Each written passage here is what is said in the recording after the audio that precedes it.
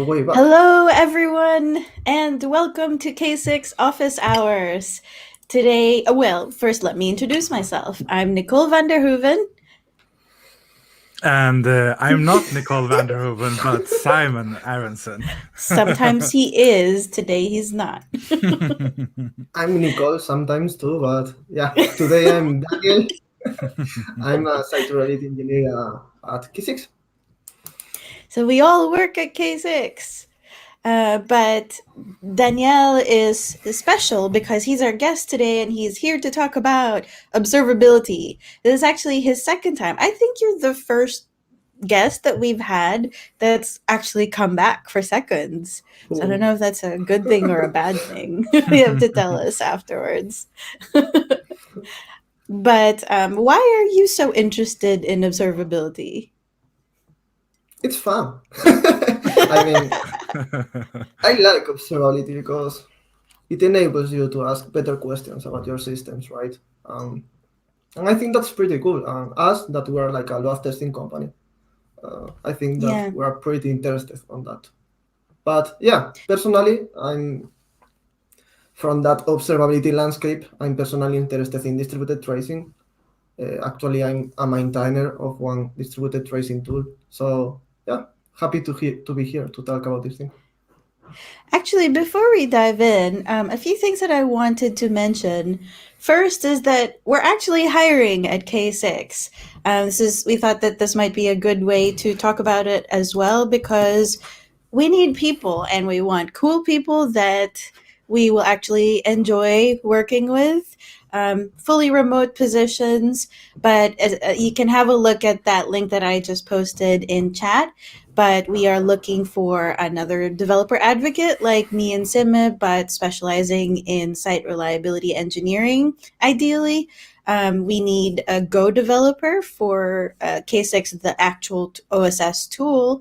We want a product marketing manager and a technical content writer.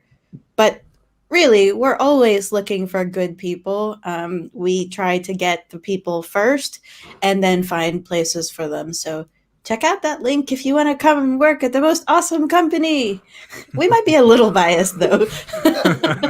I don't know why you say that. People, our bosses could be listening and watching this, Danielle. So you have to talk it up a little Okay. bit. Also, we just released version 0.31 of K6. The release video that I made just came out yesterday, and there were a few changes in this one. One is that output extensions are now possible. So now you can you can format the results, the data in different formats depending on where you're sending it off to for visualization purposes. We also have a new metric called HTTP rec failed. So we actually had a lot of discussions on this, on the naming in particular. We weren't sure if we were going to call it success or passed or failed. We went with failed. Let us know if that is a bit weird for you. And what else? Performance improvements. Did you guys know? Did you read the release notes and see that one virtual user of K6 uses about 600 kilobytes now? And for a simple test, of course, but that's still pretty good. Yeah, and I It think used to it be. used to be something around 2 megabytes if you ran with the extended mode, if I'm not mistaken. Because that's one of the biggest things that we actually changed in this version. That the extended mode previously used core.js to polyfill a lot of missing functions in Goja, so you'd be able to run whatever JavaScript function that you depend on, basically. But that came with a huge performance toll, right? That's why we always recommend people to run in a compatibility mode base, because then you get a subset of the features, but you get a quite significant performance improvement. But now that we've removed core.js and implemented all of these features that were missing in Goja together with the Goja maintainer, we actually don't have to run core.js anymore. And even been able to remove some of the Babel dependencies or Babel dependencies that we have had previously. So there should be a quite significant improvement in the JavaScript runtime. Okay, let me actually find that blog post that Simme wrote about the release.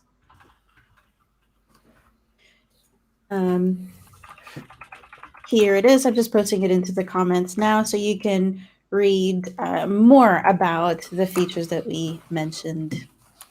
There are also some future breaking changes that we wanted to put out there as a heads up. Those aren't in this release yet, but they will likely be in the next release or next few releases. Okay, you want to talk observability, Danielle? What is observability? Why is it important? Actually, it's kind of a buzzword, right? For some people, but for me, it's just the ability to ask questions about some system, like the questions that I want to ask. For example, the latency in some service, or what that request is doing during its life, right? So for me, it's the ability to ask questions about some system to some deeper level. Yeah. For me, it's that. I think that it's often compared to monitoring, which is the more traditional way of doing things. And the way that I like to think of it is that monitoring is really like you have to know what you're looking for in advance. Like you have very specific things that you're kind of watching out for. And with observability, I kind of think of it as just having as just watching everything about the state of the application and its performance and its reliability. And you don't exactly know what you're looking for, but I think that's also more realistic, right? Because it's not always the obvious things that go wrong. Yeah, and Yeah. I guess most people that actually listen to this or watch this stream, they've worked with software in some sense at some point, right? And the traditional way of doing this has been to either do monitoring, as Nicole suggests, or to use logging to do this, and then you'd have to know in advance what information you want to have available, just as you say. And usually that turns out to be wrong, right? Because when we do that, we usually add logging for a specific problem that we're currently having, and that we'd like to have logs to prove, right? But if something out of the ordinary would happen, then we are basically blindfolded unless we already have those logs there. So with distributed tracing that Daniel's gonna talk about, we basically open up this black box with this specific API of logs that we've provided, and we let you query anything basically that has to do with the runtime, and maybe even distribute it over multiple services. Yeah, I want to mention that for people used to, for example, monitoring, right?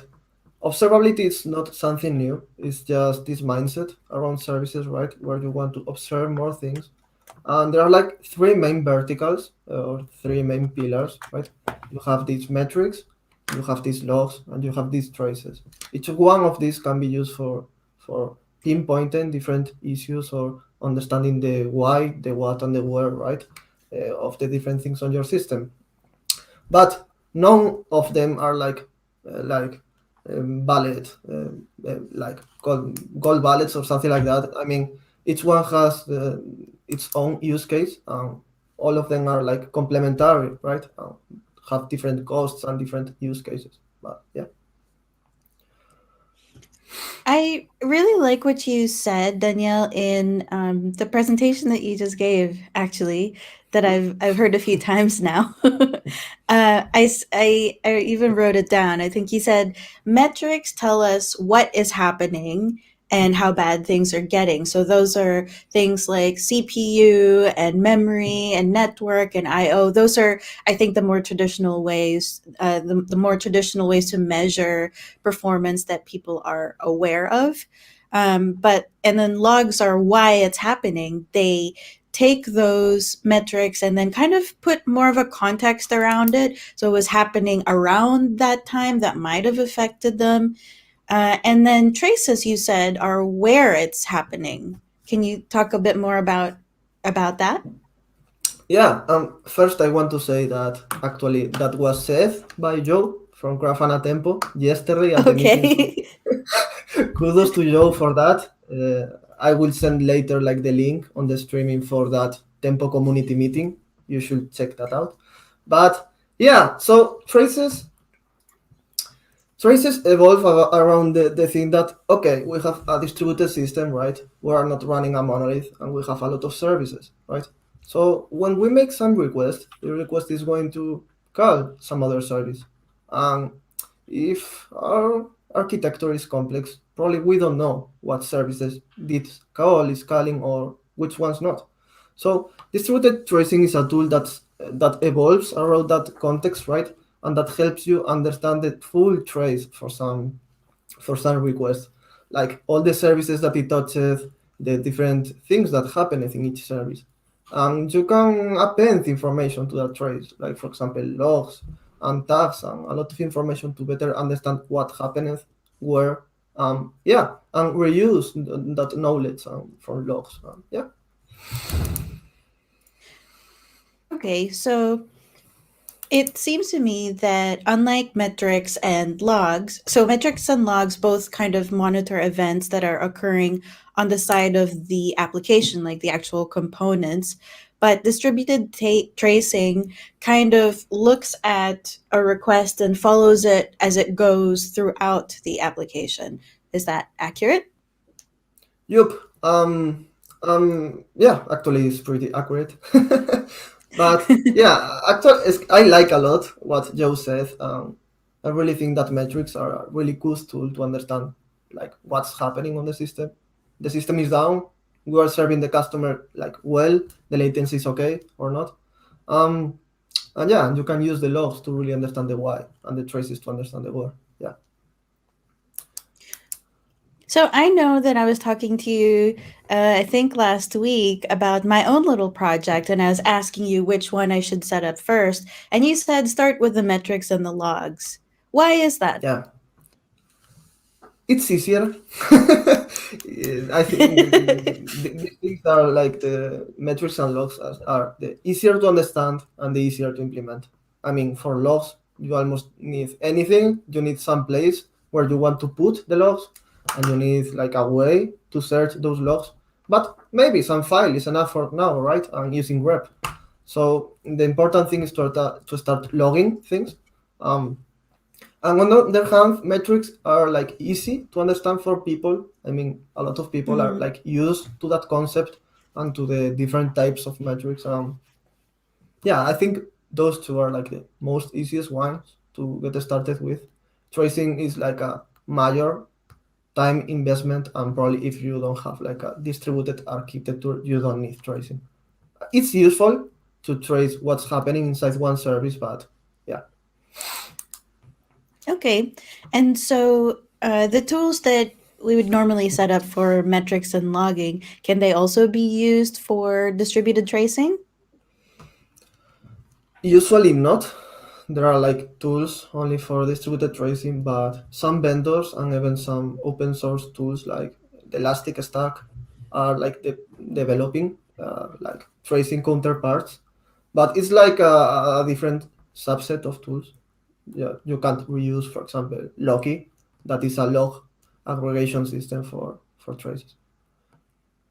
It's interesting that you mentioned that, and I think that's really something to sort of pinpoint that it doesn't really make sense to do all this investment and setting up distributed tracing if your system is not really distributed. I mean, a huge reason why we want to use distributed tracing or tracing at all is due to the fact that over the last couple of years, our infrastructures have evolved in such a way that it's really, really hard for one single person to understand what is going on in a system, because one call, for instance, logging in, that could easily span like 10 to 20 services. And in that case, you're totally lost. How are you going to know exactly where the error occurred? You don't, right? So to solve that, you kind of have to use distributed tracing, or you probably should at least, to get a sense of what is actually going on in the system. Yup, adding on that, because this is what Simme said, you have like a monolith, and on that monolith you have this full trace tag, right? For your failure, you knew what, like all the parts of the system where that error happened and what happened.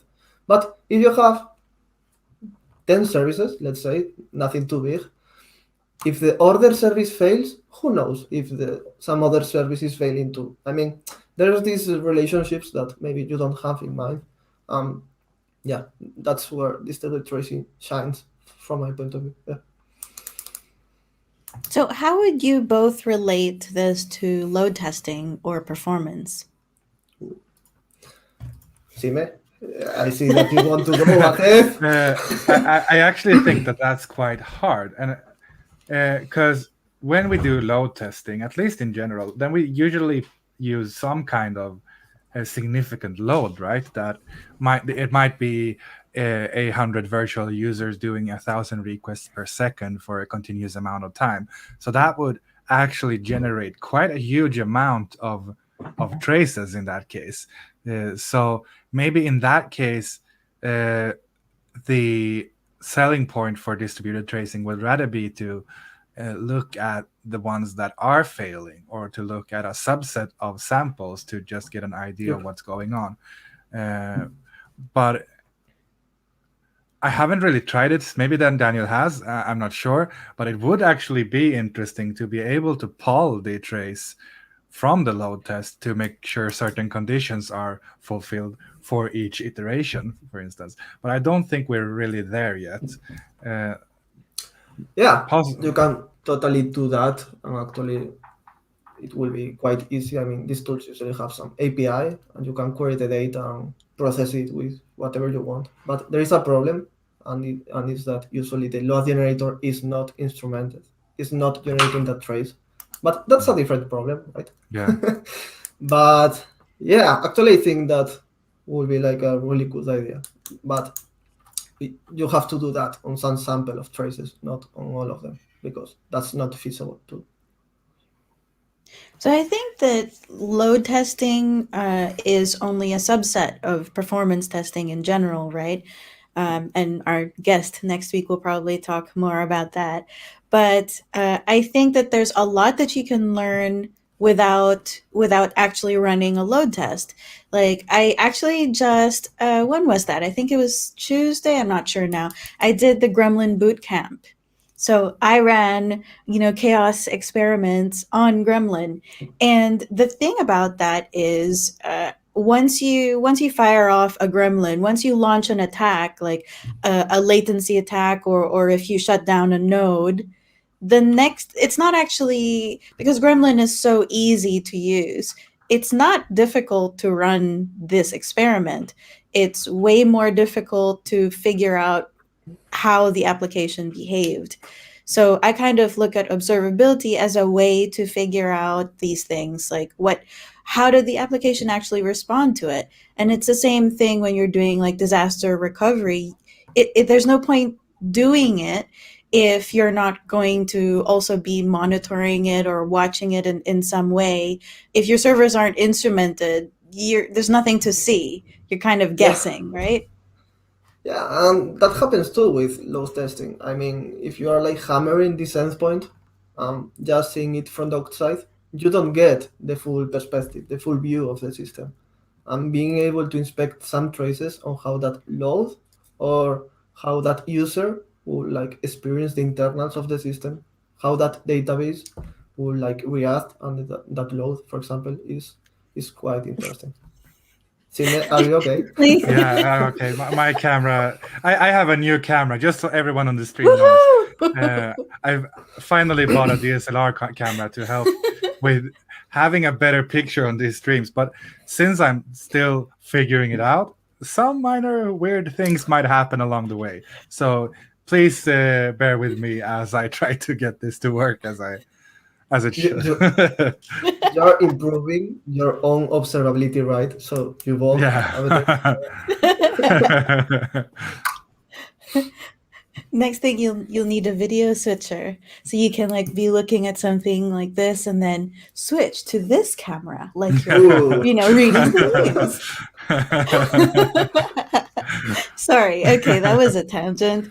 Yeah, sorry. What were we talking about? So metrics, logs, and tracing, right? So that's how distributed tracing can be useful in the context of performance testing. So how would you actually start? Like, so let's pretend that there's an application, there's already metrics and logs. How do you start with distributed tracing? So you need three things to do distributed tracing. You need some libraries or some framework to instrument your services. You need a place to store all this tracing data, and you need a way to visualize this tracing data, right? There are like a lot of options, a lot. But the good thing here is that vendors are betting on open source solutions. So that means that you can pick a reliable set of instrumentation and send the data to whatever you want. And that's pretty cool. You are not locked in some vendor. So yeah, nice news. But yeah, for example, some common stack, right, for all these three things, for someone that it's starting. Probably a good instrumentation library for tracing is Open Tracing. Is the more mature one, is the one that is used like most in production. Also, it's interesting to take a look at Open Telemetry, a new project from the same guys with a merger of other projects. It's still not generally available, but it will be during this year, so good news. Yeah, for the backends, probably the safer bet is Jagger, is the most used one, the one that, I mean, almost everyone is using in open source, but I have to plug here Grafana Tempo. We're working on it, and I think that we take some different like approaches in some things, and it's pretty cool. You should check it out. Why But did you just plug as you Grafana say, Tempo? Oh, what? You haven't said what your relationship is to Tempo. Yeah, actually, I said it earlier, I think, or no? Oh, whoops. Yeah, so I'm a Tempo maintainer. Yeah, it's a pretty cool backend that lets you scale easily, that Jagger and has some really cool features. But probably for a beginner, or at least someone that wants everything working out of the box with the visualization tool, Jagger is easier because there is like one Jagger all-in-one container where you just deploy Jagger and you get like the front end to visualize the traces and the backend. So yeah, but probably something like that. Also keep in mind that Grafana can query all these backends, so you can use Tempo or you can use Jagger and query those traces from Grafana. So pretty handy. But something like that, I would say, for someone starting with distributed tracing. Yeah. What were you going to say, Simme?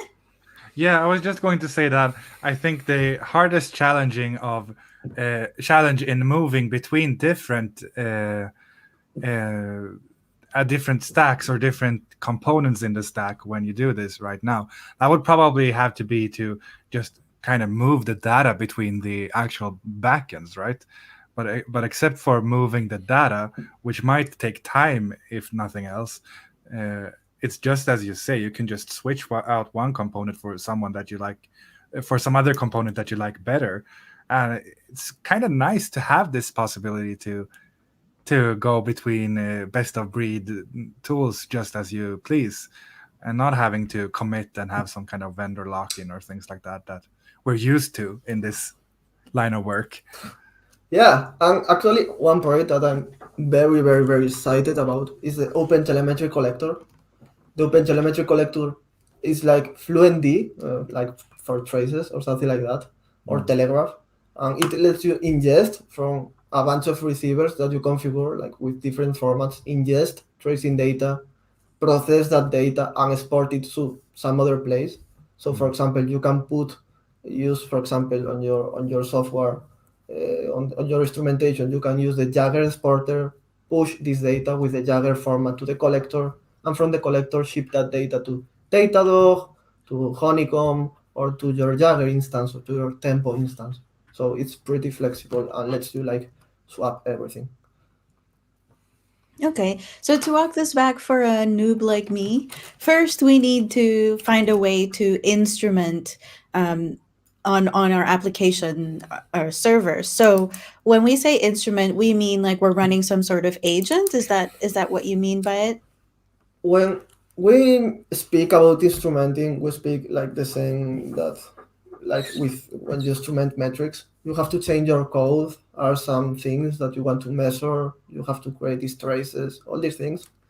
Good news is that in the future you won't have to do that. OpenTelemetry community is moving with something called auto instrumentation. Actually, this is working for Java and for Python. It's pretty cool. You just put this auto instrumentation before running your software, and it's going to auto instrument everything for you. Mm. It's still something that, okay, maybe needs more work, but it's looking really, really great. I love that idea of not having to touch your code. You just put this auto instrumentation, and it's going to work for you. It's like magical. Okay, cool. All right, so it's not an agent at all, unless you're using this auto instrumentation thing. It's actually something that you need to change in the application code. Is that Yeah, Yeah, right? it is. Okay. Yeah, it is yeah. in the case of the auto instrumentation as well, because you still have to, as part of your binary, load that auto instrumenter and Mm, have that initialize in your binary. But I okay. actually think that there is an auto instrumentation tool for Go as well, or a library. I don't think it's done, but there is something, and I know Datadog, for instance, has Oh, something in place as well for instrumenting Go code. But yeah, we're still getting there. It's easier with languages like Python or JavaScript that are not compiled into machine code, but can be sort of changed during runtime. But we'll probably get there with most languages given enough time. Okay, so what are these things like you mentioned open tracing and open telemetry? What are they actually doing? Are they just standards like formats so that we know how to make sense of data? What do they actually do? do you want to go, Sime, or I pick this one? No, go ahead. Oh, go. Sorry So for answering your questions, Daniel. it's okay. It's okay. We are here for that, I suppose. So, so what this instrumentation is doing, or well, when you use this instrumentation, what you are doing is you are well. We didn't speak about it, but there are like some concepts in tracing, right?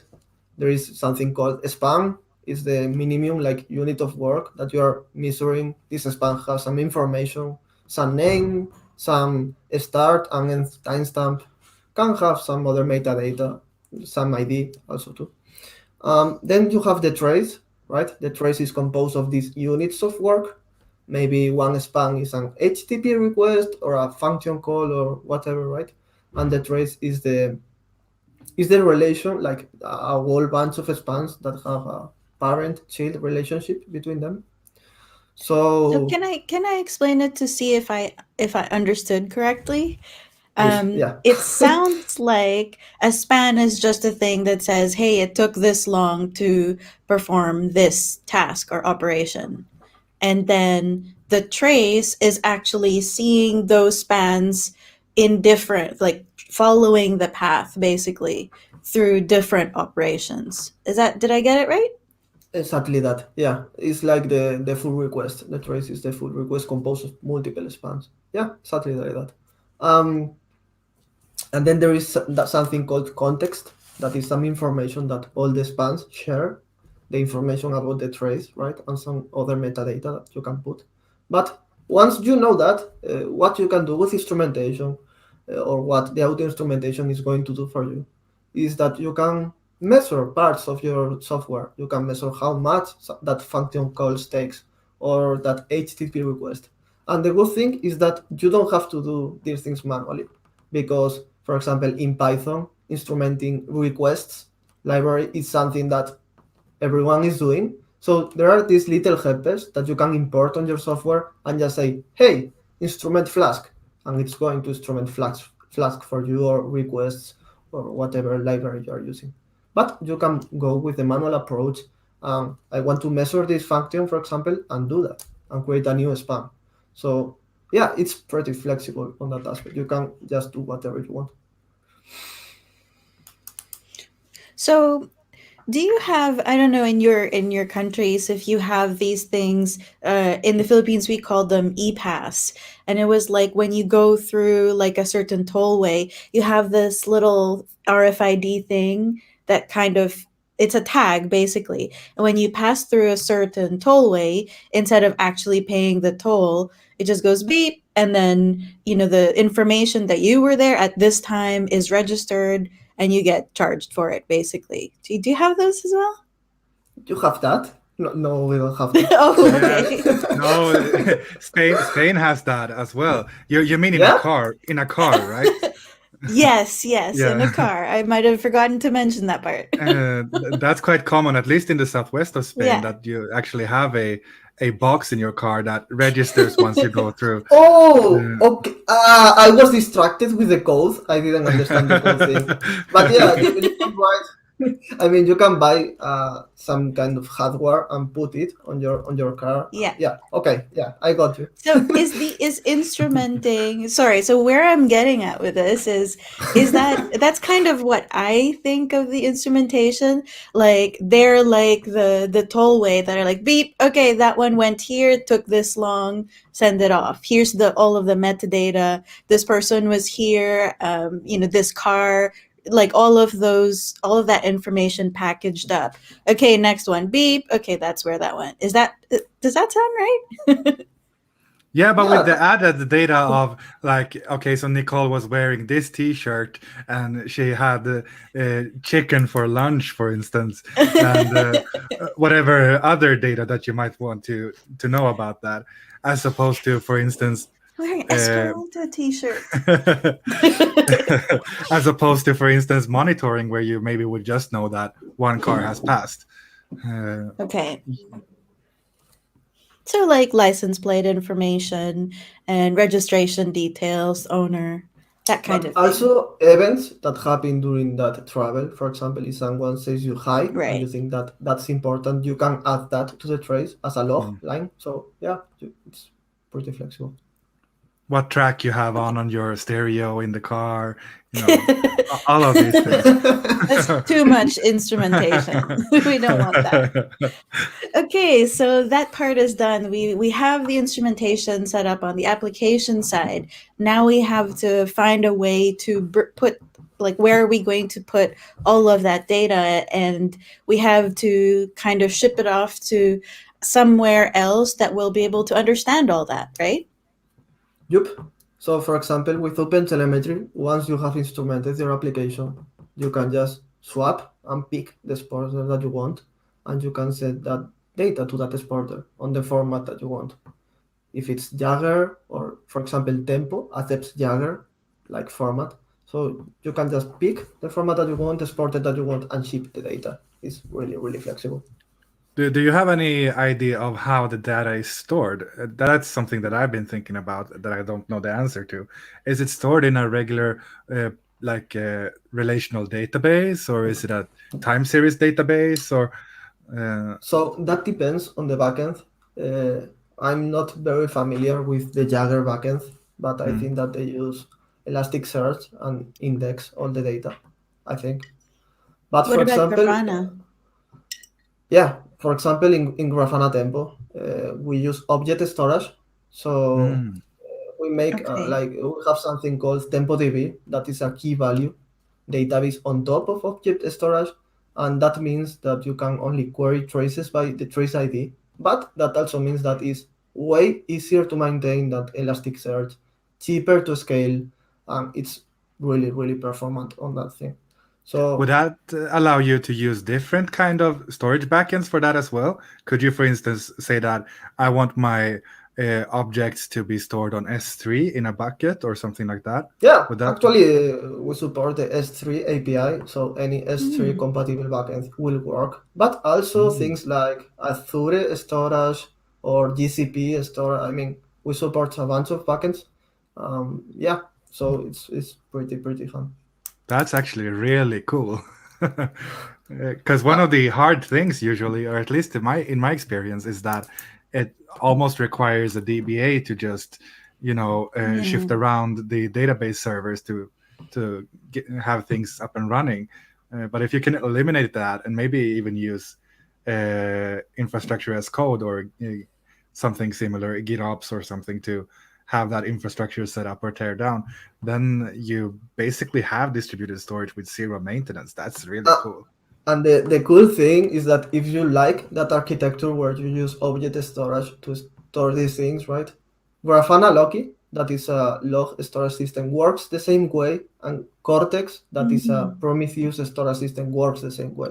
So you can reuse these three tools that are highly scalable, that are like ready for you to scale it to do whatever it takes, are cheap to store the data, and you can reuse your ideas and your knowledge to operate them, like all the three, because share like the same concepts is really, really cool.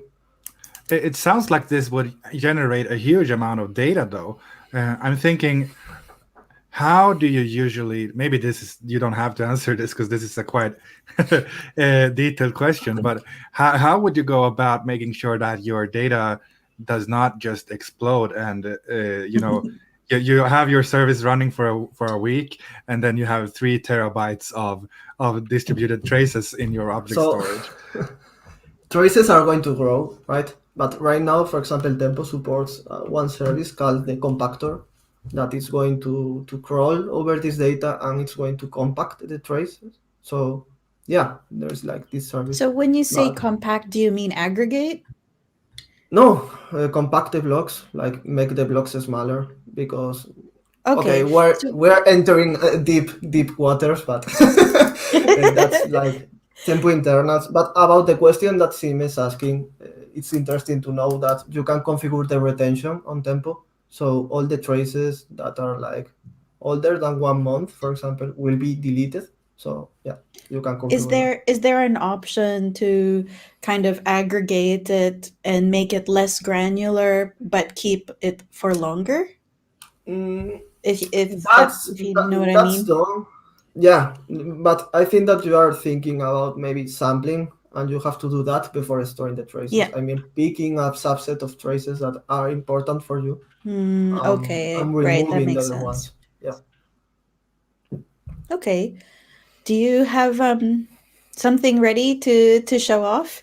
So we can I don't kind of know. see this in a more practical We can way. see something really basic. Okay. Okay. Let me add that.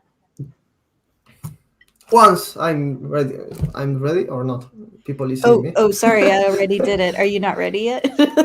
Yeah. But I mean, you are sharing the screen, or Yes, I am.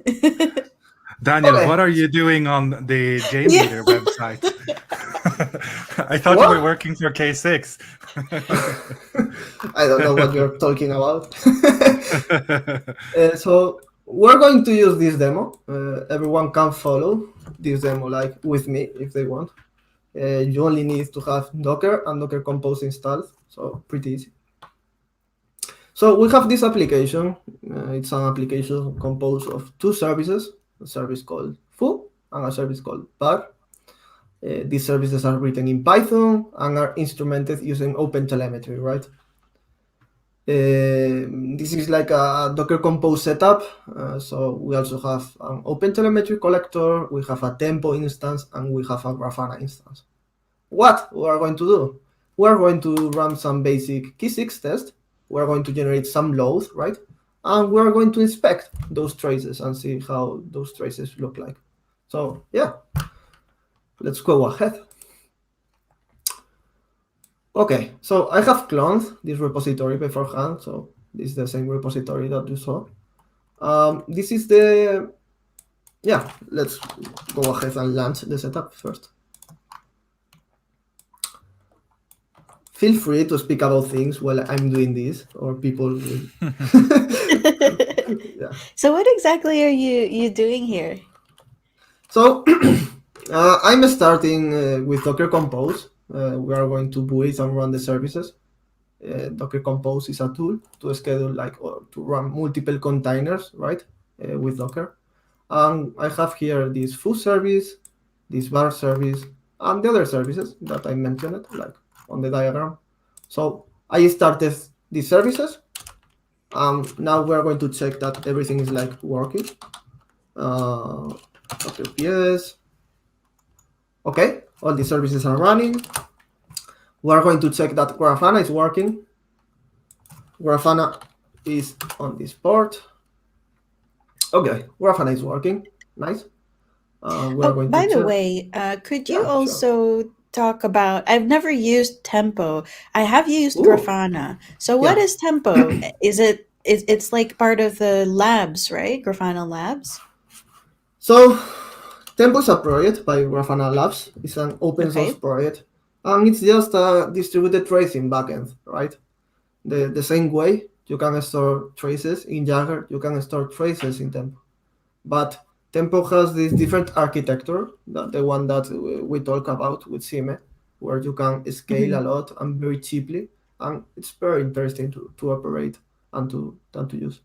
It understands a lot of exporters. We reuse the OpenTelemetry receivers, so you can push data to Tempo from a collector, from a Jagger exporter, from a Zipkin exporter, from a lot of formats, right?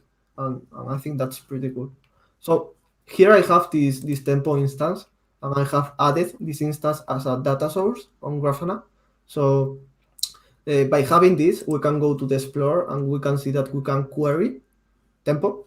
If we have Jagger here, we will be able to query Jagger, but for this demo, we are going to use Tempo. Is that clarified? Makes sense. Yeah. Okay. Yeah.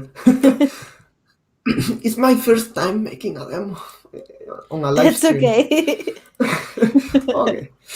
So now that we have this working, first what we want to make is that we want to see this application, right? We want to check if it's working. So let's go to the application. It's on this port.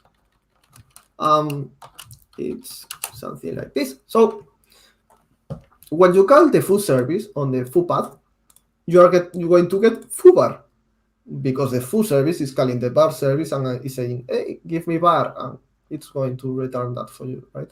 So we can make requests, and this is what we expect. So following obviously my load testing experience, actually I learned this from a video from Nicole that you should watch. It's on the week of load testing, right, Nicole? Yes. Yeah. Okay. You should have checked. We're all learning in public here. It's okay. So I'm just making a request to the sense point, and I'm adding the checks that Nicole suggested on the video. She says that it's important to check if the body is what you expect. So we are checking if we are getting foobar, right? Also we are checking if the status is the correct one. So let's run this small test and let's see what happens. Key 6. Oh, as you can see, I'm using the latest version. Okay. I'm up to date. So key 6 run. It's not like that. Example.js, and it's running, right? So right now we are sending requests to this endpoint, and we are generating some traces, right? Because these services are instrumented. How I can find some of these traces? Well, let's look at the logs of one of these services with Docker Compose logs foo. And we can see that this service is logging for each request. I can have configured the service like this to log the trace ID. So that means that I know the ID of the full trace. I know the the car that Nicole was using to make the travel. So So that's like I the can, license plate. the license plate, yeah, exactly that. So I know the license plate, so I can know the full path that Nicole followed. Let's check the path. So let's go to Grafana. Let's put the trace ID here and let's run query. We can see it. We see the spans. We see all the things where Nicole was and how much she spent on every place. So we see that the service foo is making a request, right, to the service bar. And I can dig deeper into this information. I can see like the different information for this HTTP request, right? I can add to this spans logs and a lot of other information. Just from a quick site, we can see that this request took 6.41 milliseconds. It was like it has 2 services and it has like 4 spans, so you can start getting like information about it. This example was like very simple, right? But when you have more services, this is where it starts getting interesting, right? So yeah, that was like the small demo. Nothing too fancy, but yeah, feel free to ask things. Yeah. Okay, let me remove this. That was actually really good. So I think that this is kind of similar to like on the dev tools when you're looking at a site and you have the network panel in dev tools up and you also see spans, right? Except Yep. those response times are measuring the entire round trip. Like as a user, we don't see which component it's hitting. We just see it took this much time to load. So I kind of like that thing that you showed. It kind of looks like that too, right? Except it's on the application side. So now you don't just get one response time for the whole thing. You see like each service took this amount of time. Yeah, you can discover a lot of cool things. For example, if some service has some like maybe some concurrency limit, you can see how the spans, if you have more load, start getting stuck and start taking longer. Or you can see if maybe something that you can do in parallel, it's not being done in parallel. So a lot of cool insights from tracing. I much prefer your analogy, Nicole, because the first thing I was thinking when I saw a trace in one of these visualization tools was that, oh no, it looks like a Gantt chart, and I almost got PTSD from doing waterfall projects back in the days. But it's actually really similar to how it looks in Chrome. That's totally true. Would be really interesting to see whether you could integrate the traces in that timeline as well to get the timings for the front end together with the distributed so trace. good. Yeah. Actually, there is like the direction of the instrumentation is to instrument the front end. So you can instrument your JavaScript front end and start the trace as near to the customer as possible, so you can capture the full request, the full experience, and that's like crazy. Yeah, that will be a game changer for sure for maintaining these kind of projects. Yep. That's like in the car analogy, it's like having one of those tollways tag you when you leave your house. Yeah, exactly that. Yeah, and you know what? Yeah, that's not really good for privacy, but yeah, something like that. Okay, so we have a few questions. Let's do GS Volt says, in our app we wish to load test, we have authorization configured via AWS Cognito currently without MFA, but we have plans to use MFA in the future. Would only one authorization process suffice, or will each VU need two auth? Yeah, and I think this one is actually quite interesting because let's see if we can switch it up so we see Daniel as well. Yeah, I was hiding, right? Okay, so ooh, this is apparently like Instagram. we can't. It's okay. All right. It's okay. So that question really depends on what you want to achieve with this. Or so distracted by the video feed now. Yeah, but sorry. never mind. I mean, if you're fine with all the users using the same identity, then by all means, go ahead and configure it to reuse the token that you get for all VUs. But if you actually wanted to separate each VU into a separate user to make that, the load originate from different accounts, maybe, or what have you, then yes, you will have to do the MFA authentication in each VU, or add some sort of way to bypass that authentication when you test in your test environment, for instance. That definitely works as well. You could have a dummy authentication service that you just use for your tests, but it gets complicated when you start to add authentication, and especially multi-factor authentication. So you really have to consider your use case and whether it makes sense to have all the traffic originate from a single user ID or not. I actually have a suggestion for that, and I'm gonna plug a service. There's a freemium. It's a freemium model. It's not something I'm at all connected to. I just think it's really cool. It's called Test Data Services, and I think that it's really cool for testing using multi-factor authentication, because otherwise it's really difficult. You have to like automate, if your application sends a code to an email address and then you have to get the code from that email address, then you're automating the email process too, which is a pain. So this Test Data Services actually makes it so that it's just an API call. So you just pass in like the user that you want as a parameter with the email address, and the response is the code. So that's so much easier to script with. And if you have something like that, then I'd say, why not use authorization for each VU? Because that's more realistic. Yeah.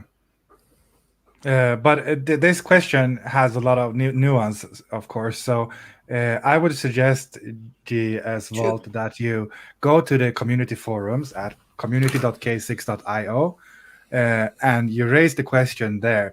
And then the rest of the community will be able to chime in as well. And we can have a somewhat more lengthy discussion around this topic, because I think we need to maybe know a little bit more about what you're doing, and we need to discuss things a little bit back and forth.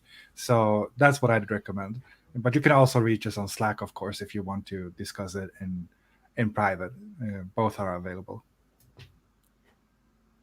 Then we have a question from Standout, who is a return visitor. Yeah. Can traces cover message queues, files being saved to NFS, and SQL queries that are sent to DBs, and how long they would take? Daniel, this is for you, I think. Yeah. I suppose. So I'm not sure about what you mean with NFEs. I have not a lot of experience with it. But about the other ones, keep in mind that this trace, if you have a trace that elapses multiple services, this trace has to be propagated somehow. So you have this context that you have to propagate to other services. So yeah, you can propagate this context over message queues. For example, RabbitMQ or whatever. You just have to add that. When the client service, let's say, right, picks that message, it's going to continue with that trace, so you can capture that experience. Yeah, about SQL queries, you, for example, if you use Python, you can have SQL Alchemy instrumented out of the box, and that means that you can capture on a span the time it took to make some query, and also you will get on that span the query, like different parameters that you can add, a lot of information for free, so you can troubleshoot that like deeply. So yeah. Do you know, Daniel, if there is some? Is there any extension for, say, or rather, NFS is the file system protocol, right? So you use that to access drives over the network. Do you know if there are any extensions that would allow you to add those traces to IO, disk IO as well, or would you have to do that in your application as part of the? I'm not sure. I mean, it's a really I have only toyed with network file system. I have never used it for something serious. Actually, I'm not sure, but that's something to research. Probably there's someone doing something like that.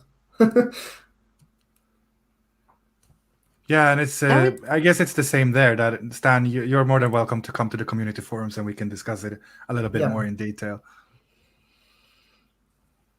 Stan's like an office hours regular. He has a cool name too. Okay, so I think we are going to try to actually wrap up on time this time. Thank you, Danielle, for joining us and for being brave enough to demo something. There are a lot of technical issues that could have gone wrong. You did great. And I actually learned a lot from our conversation too. Nice.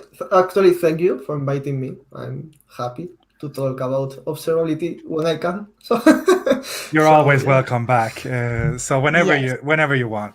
And I'd like to add that if you like this, what we're doing, or you would like to give your opinion on anything that we've said during the talks or the streams, feel free to hit us up at Twitter, and also make sure to subscribe to the channel. And we would be very grateful if you also pass it on to your friends, because it's always fun to interact with the community. And on the community Slack channel, feel free to propose things that you think that will be cool to talk about. Everything is welcome. Yeah, we have a couple of guests lined up that I think you will enjoy, but we still for sure want to have your suggestions for cool guests to bring on the show. So if you have any suggestions, let us know. It could be one of you too. We'd love to talk to somebody about how they're using K6. Definitely. All right. Well, have a good weekend, everybody. And we'll see you again next week. Bye-bye. Bye. Bye.